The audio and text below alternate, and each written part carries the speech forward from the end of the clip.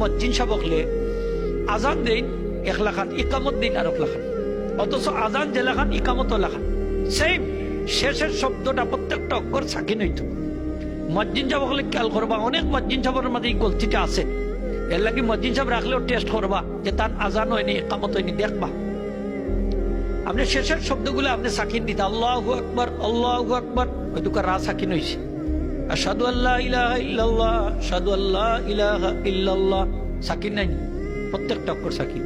মসজিদ যাব হলে ইকামতের সময় কিতা করেন তখন জান, হাইয়া আলাস সালাতি, হাইয়া আলাস সালাহ, হয়তো তার নিচে জের দিলাইছে, হাইয়া আলাস সালাতি, হাইয়া আলাস সালাহ মাকরুহ।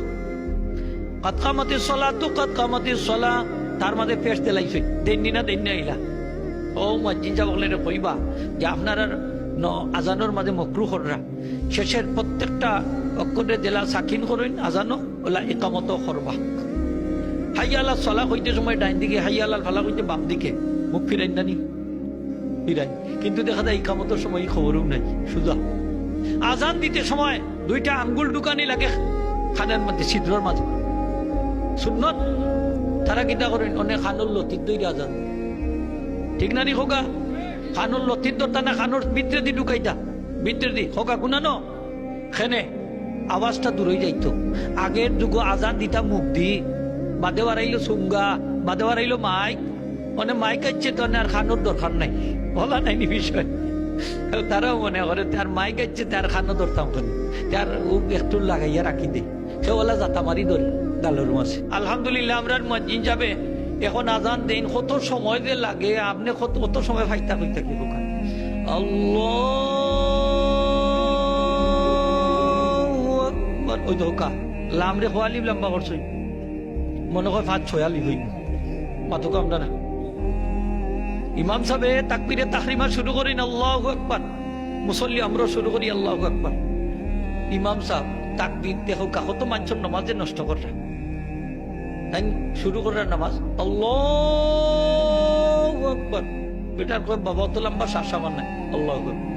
মুসল্লি ইমাম সাহেবের আগে নামাজ শুরু করিচ্ছে, করেনি না করেন না।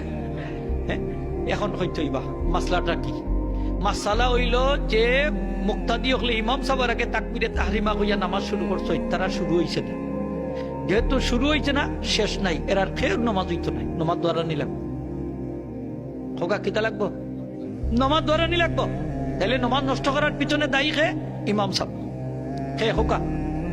আবার ইমাম সাহেবেরও নমাজ হয় না এই তাকবীরে তাহরিমার কারণে। কিলা খান দেখো, যদি ইমাম সাহেব আলিফরে লম্বা করিলাই আল্লাহু আকবার, ওই দেখো আল্লাহু আকবার, এখানে হামজা 2টা হয়ে গেছে, কয়টা? একটার ভিতরে একটা ঢুকি গেছে, তখন এটারে যদি আগলাই তাইলে হইব আল্লাহু আকবার, পয়লা হামজাটা হইব হামজা ইস্তেফাম, আল্লাহ কি মহান, তখন তার তাকবীরে তাহরিমা হইছে না। যখন ইমাম সাহেবের তাকবীরে তাহরিমা হয় নাই, নামাজ শুরু হয় নাই, যখন শুরু হয় নাই শেষ হয় নাই, ইমাম সাহেবের নামাজ হয় নাই। এই জমাত যত মানছে ইমাম সাহেবের পিছনে নামাজ পড়ছেন, কেউরও নামাজ হইছে না, সে নষ্ট করছেন খে। আর একটু দূরে কইলে খুশি হইম, খে করছই ডরাইয়া কইরা মনে ইমাম সাহেব মারবা, হ্যাঁ খে করছই, আরো দূরে হোক খে করছই, ইমাম সাহেব করছই। অনেক সময় দেখো যান ওলা করে আল্লাহু আকবার, দোকা আল্লাহ কইয়া আমরা ইনো থামার দরকারটা কি? আল্লাহু আকবার আসুন না, এলে কিছু ইমাম সাহেব মাতুকা আসই নিলা।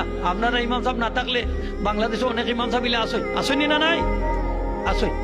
তাইলে ইমাম সাহেবের ইন্টারভিউ নিতা, খে নিতা, আলিম সাহেবকলে নিবা, যা দেখবা যে ইমাম সাহেবের তকবীরে তাহরিমাটা ঠিক আছে নি না না। আপনি মতল্লি যাব, আপনি নামাজ পড়াইবার যোগ্যতা রাখুন না, আপনি ভুল ধরার যোগ্যতা রাখুন না, আপনি এখানে ইন্টারভিউ নিবা, কোন অধিকারে আপনি ইন্টারভিউ নিবা, ঠিক কিনা না? অনেক জাহিল হলে ইন্টারভিউ নেই ইমাম সাহেব, যাও কাছে ইমাম সাহেব আর কিলা ভালো হবে, কতখান ভালো হইব বুঝরা তো এখন আপনার।